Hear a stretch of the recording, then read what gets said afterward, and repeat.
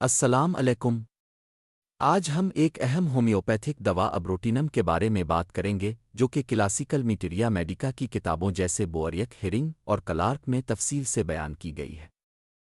ابروٹینم ایک پودے ارٹیمیشیا ابروٹینم سے تیار کی جاتی ہے اور یہ بنیادی طور پر ان مریضوں میں استعمال ہوتی ہے جن میں جسمانی کمزوری نمایاں ہو، خاص طور پر بچوں اور ایسے افراد میں جن کا جسم کمزور ہو رہا ہو لیکن بھوک برقرار ہو۔ ابروٹینم کی سب سے خاص علامت یہ ہے کہ مریض میں بیماری ایک جگہ سے دوسری جگہ منتقل ہوتی رہتی ہے، یعنی کبھی جوڑوں میں درد ہوتا ہے، کبھی معدے میں مسئلہ، کبھی ٹانگوں میں کمزوری اور کبھی جسم کے کسی اور حصے میں تکلیف ظاہر ہونے لگتی ہے۔ خاص طور پر بچوں میں اس دوا کی علامات بہت واضح ہوتی ہے۔ بچہ دیکھنے میں بہت دابلا پتلا ہوتا ہے، جسم کمزور ہوتا ہے لیکن پیٹ بڑا اور پھولا ہوا ہوتا ہے۔ بچہ کھانا بھی اچھا کھاتا ہے مگر پھر بھی وزن نہیں بڑھتا۔ ایسے بچوں میں چڑچڑاپن، کمزوری اور جسمانی نشوونما کی کمی بھی دیکھی جاتی ہے۔ ہاضمے کے حوالے سے ابروٹینم میں پیٹ کا پھول جانا، گیس بننا اور بدہضمی عام علامات ہیں۔ مریض کو بھوک بھی زیادہ لگ سکتی ہے مگر خوراک جسم کو طاقت نہیں دیتی۔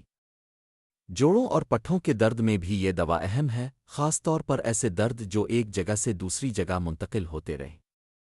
جسم میں کمزوری اور تھکن بہت زیادہ محسوس ہوتی ہے اور مریض خود کو ٹوٹا ہوا سا محسوس کرتا ہے۔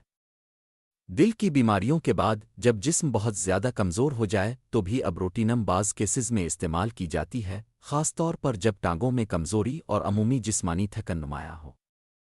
اس دوا کی ایک اہم خصوصیت یہ بھی ہے کہ یہ جسمانی بنیادی کمزوری میں دی جاتی ہے جہاں مریض کی طاقت مسلسل کم ہو رہی ہو اور جسم اپنی توانائی بحال نہ کر پا رہا ہو۔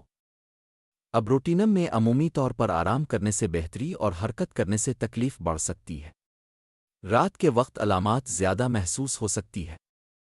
آخر میں یہ بات یاد رکھنی چاہیے کہ ہومیوپیتھک ادویات ہمیشہ مریض کی مکمل علامات اور انفرادی کیفیت دیکھ کر دی جاتی ہے، اس لیے خود علاج سے اجتناب کرنا بہتر ہے۔ اگر آپ کو کسی بھی پرانی یا پیچیدہ بیماری کے بارے میں رہنمائی چاہیے تو آپ ہم سے رابطہ کر سکتے ہیں۔ ذاتی نوعیت کے ہومیوپیتھک علاج کے لیے براہ کرم واٹس ایپ کے ذریعے ہم سے رابطہ فرمائیں۔ +923411382341۔ اللہ حافظ۔